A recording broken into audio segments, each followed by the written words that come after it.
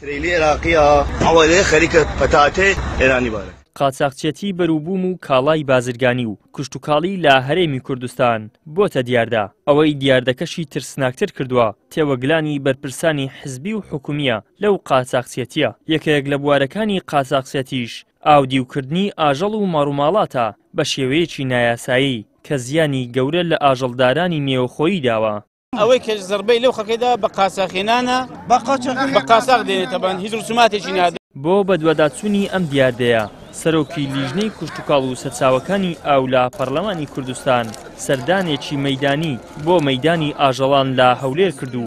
گوێی لە نیگەرانی ئاژەڵداران گرت. سەرۆکی لیژنەی کشتتوکاڵیش باز لەوە دەکات سامانی ئاژەڵ سەرچاوەیەکی گرنگی داهات و خودبژێویە لە هەرێمی کوردستان. هەر زیانێکیش بەم کەرتە بکەوێت بە زیانی قورس بۆ ژێرخانی هەرێمی کوردستان ئەشکێتەوە. بەهۆی بە قاچاقێنانی ئاژەڵێکی زۆر لە بەتابەت لە ڕێگەی سووریا بەتابەتیش لە دەواازەی سمێلکە کە بەبێ گومرگ بەبێ ڕسومات بەبێ ئەوە کە هیچ قازانجی بۆ جیرفانی حکوومەت بێ بۆ جیرفانی حزب و بۆ جیرفانی شخصە بەڕاستی زەرەر و زیانێکی زۆری لەم خەڵکی خۆمانداوە لەم خاوەن ئاژەڵانەداوە و ئەوەی کە لە ئێرانیشەوە دێ بە هەمان شێوە بەڕاستی کاریگەری لەسەر سامانی ئاژەڵی ناوخۆمان هەیە کە ئەمن بەڕاستی بە سامانێکی گرنگی دەزانم و بۆیە من لێرەوە بەڕاستی داوا لە حکوومەت دەکەم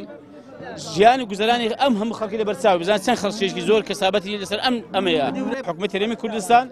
کە پێویستە بەڕاستی هاوسەنگی ڕابگرێت نێوان ئەوەی کە گۆشت گران نەکەوێت لەسەر خەڵک و ئەم خاوەن ئاژەڵانش دەرە نەکەن و ڕێگریش لەم قاچاقە بکات. لای خۆیانەوە ئاژەڵدارانیش باز لەو زەرەر و زیانانە دەکەن کە بەهۆی بە قاچاقهێنانی ئاژەڵی سووری و ئێرانی و تورکی و وڵاتانی ترەوە بەریان دەکەوێت. ئێمە 12 مانگە جوانەکەمان دابەستی جوانەکەی خۆمان ئێستا 2 میلیارد تەمەدانی برد بۆ نەفرۆشە لەبەر چ نافرۆشە یەک قەسابی خۆمان ناتەمەدان دەچی لە شریکەی بە 3500 دیناری دەکردی ئەوان چیلۆ ئەو هەندیە ئەوانە کتابی نۆ دەکەن زۆرجی بینن 200 کیلۆ بیتن گچکە بیلۆ دابەستی ئەوان دەچن بەرازیلی دەنێن کیلۆ بە $1 لێرە بە هەچەندێکی برن قازانج دەکەن. سەبارەت بەو گۆڵکەی کە لە دەرەوە هاوردە دەکرێت ئەوە هەموو کۆمپانیەکە چەم ینی 2-3 نەفەرەکەن کە لەوانی خەرچی ئێرەش ئەو کە زەرمەندەبی خەرکەشی زۆر زەرمەندەبی کە ینی ئێستا من سارێکم دابەستێ قنعات کە ینی زەرەر من لێ کردووە هۆکاری زەرەکەی ئەوەیە کە ئەویان لە دەرەوە هەوڵ دەکەن کە ئەگەر هیندیە بەرازیلیە بەرچیچیە ڕۆمانیە ئەوەی دەینی دابەستەیە سەرحی هەرچەندی بێ چ لە مەوزوع ناگۆڕێ لێرە لەو خەرچیێرە بە کورتەکەی لێ ناگەر خەرکە ئیشێ بکە وەڵا کەس فەوشتەکە هەمتان دەزان مەحافز هەم دەزانی ئیشەکان لۆ خۆیان قۆڕ خردووە ئەو خەرکە لێکوانێ لەوانەیە 2000 کەس لێکوانی ئیشوی خەرکەکە لە خۆتەم شای دەستیان دەکات ئەوان لەخوان لە بەڕادێنین لێکوان دەفرۆشنەوە و ماری و خەرکە ئەم شکاندیە ئەمن بە 45 دیناریم کڕیا بە 45 دیناری کیلۆ ئەلان 31 دیناری پێدەن 31 دیناری پێدەم بەچە بدەمەوە نایەتەکنەم قەسەم نایەتەکنەم بکرد لێرە دەستە شەریکەی دێتم بە 26 دیناری ئەوەی دەکرد ڕۆمانی دەکرد بەرازیلی دەکرد نالم بەس هەندی دەکرد ئەنواعی دەکرد